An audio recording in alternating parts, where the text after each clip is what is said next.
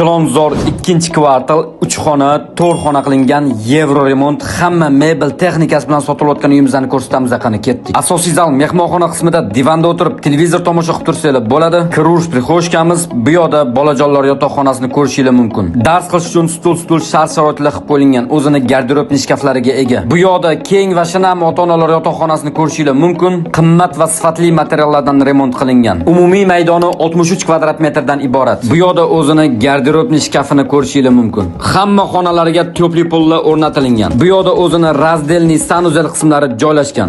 Elektrika, santexnika ishlarigacha absolyutno noldan remont qilingan. Sovg'asiga mana bu ajoyib kir mashinasi qo'shib beriladi. Konditsionerlari ham qoladi albatta. Bu 4-xonani bolalar xonasi sifatida foydalansanglar bo'ladi, o'zini garderobni shkaflariga ega.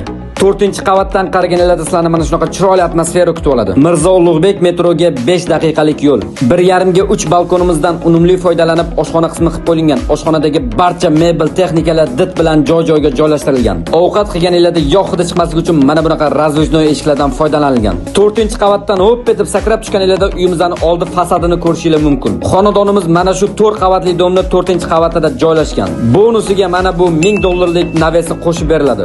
Ko'chani yuzidan shundoqqina 2-liniyada joylashgan. Uyimiz narxini $96,000 so'rayapmiz. Qo'shimcha ma'lumot olish uchun opisaniyada uy egalari raqamini qoldirdim.